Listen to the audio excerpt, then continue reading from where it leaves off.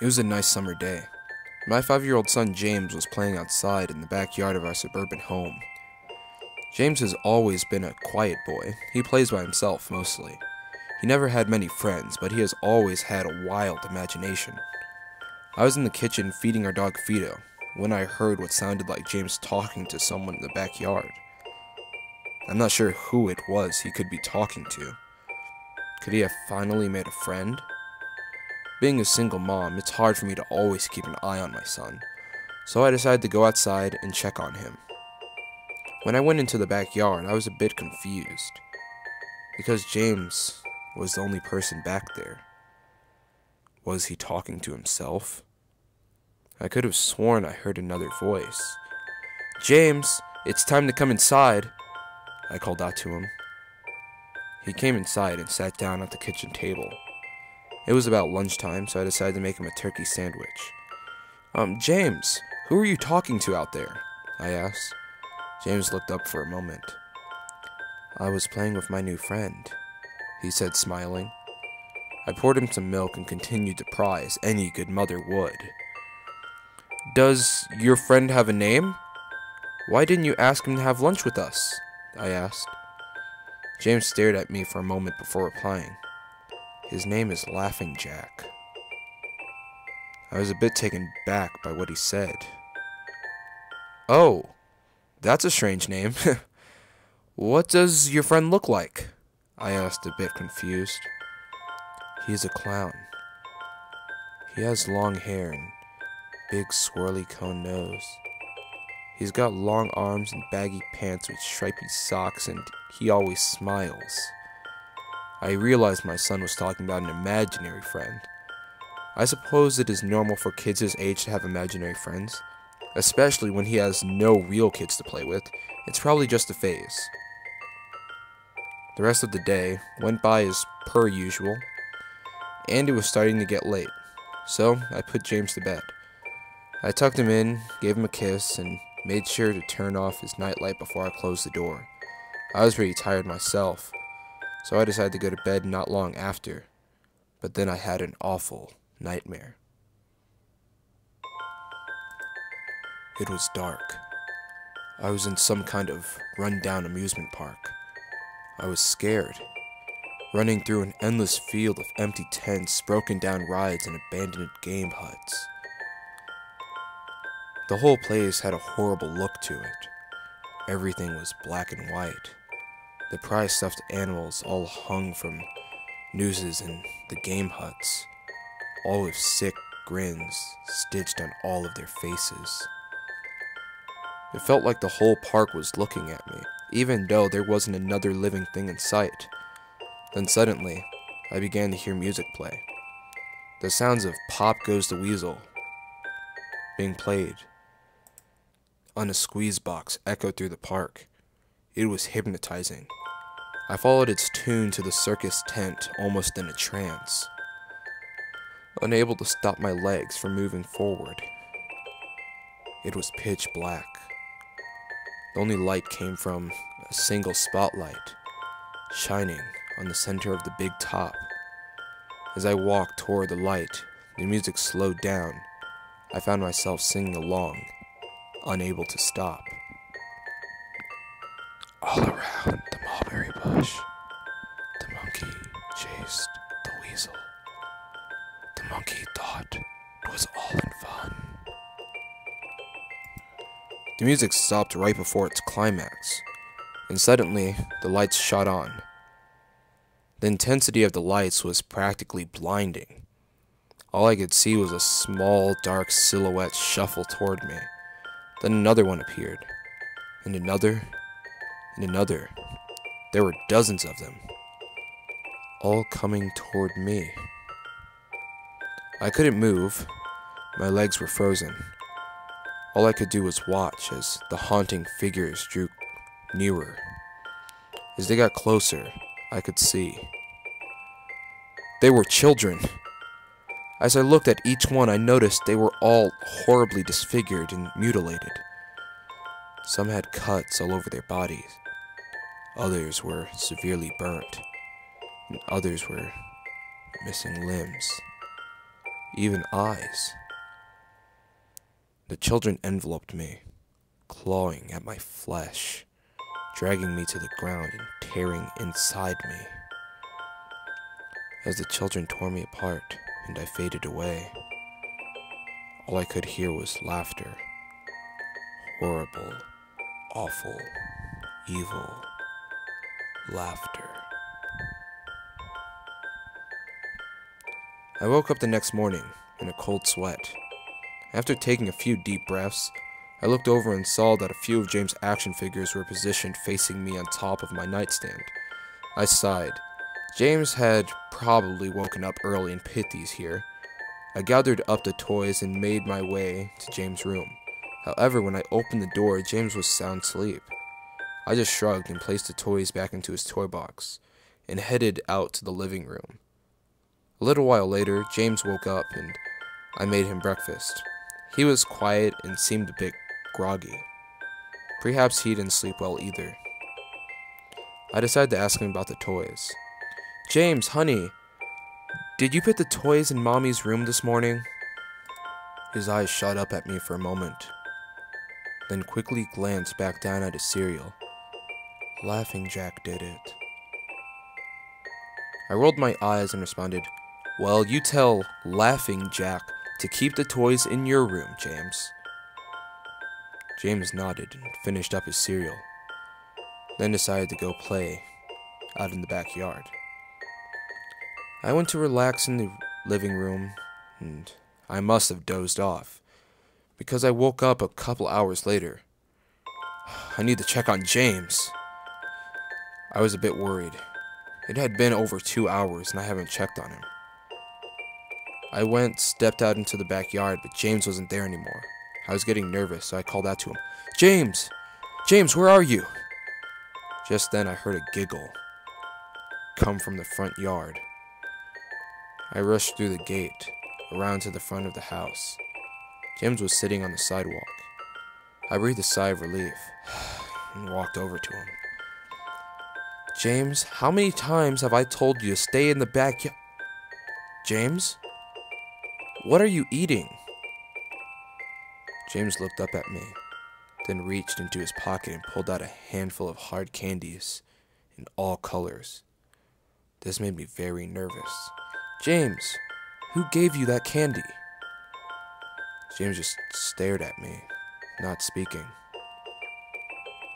"James, please tell Mommy where you got that candy."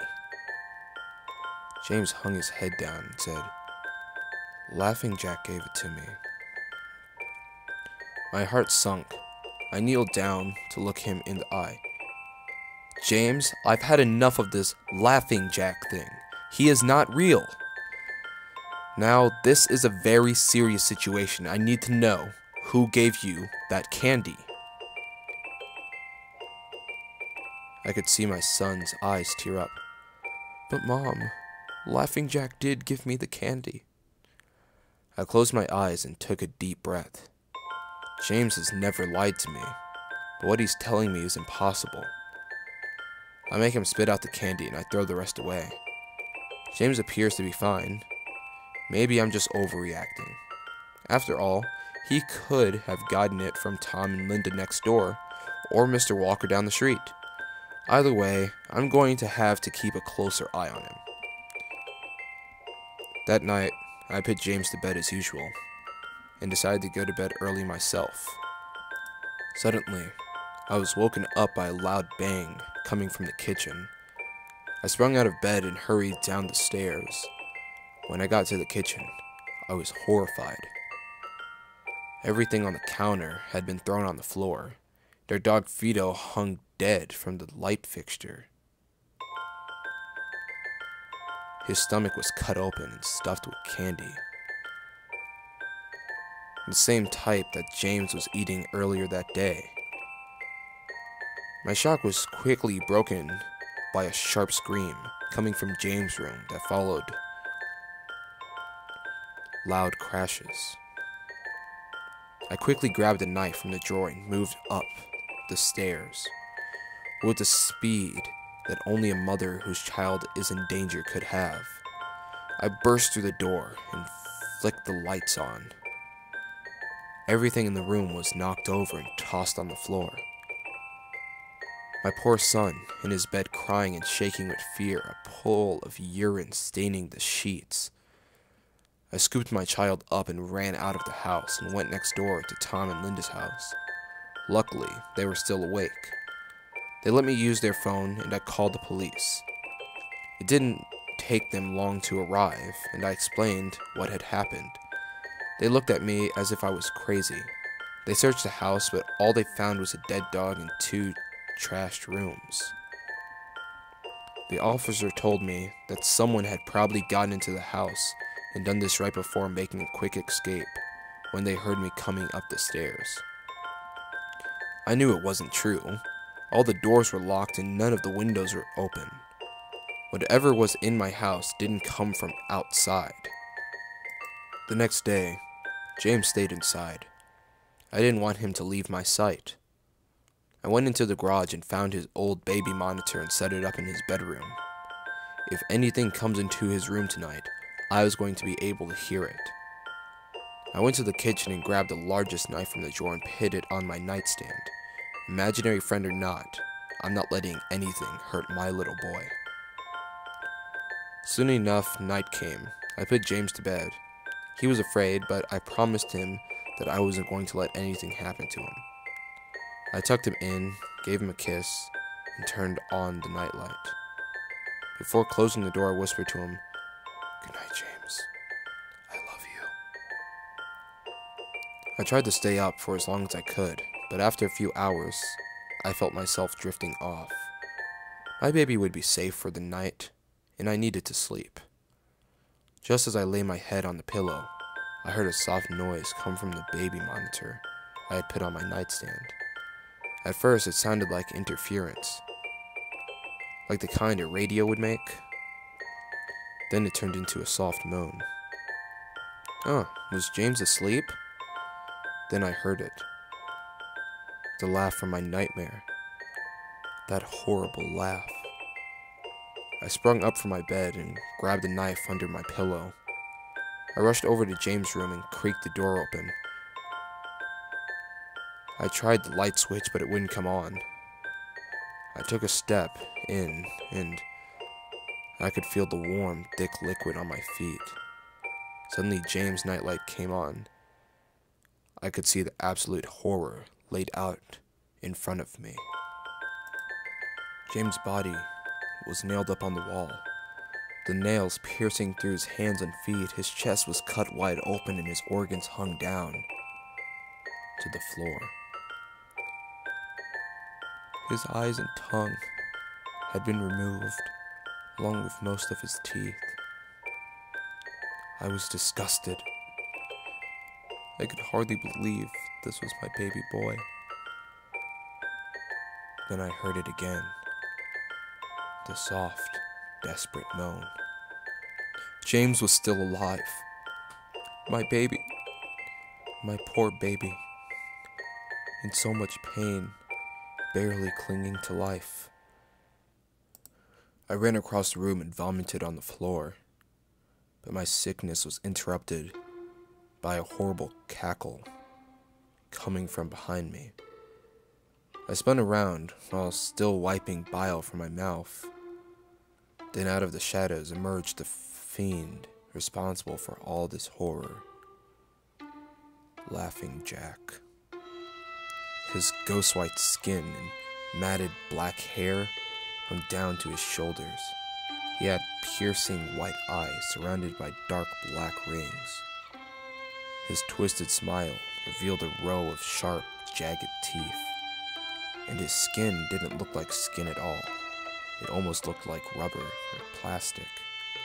He wore a patchy black and white clown outfit with striped sleeves and socks.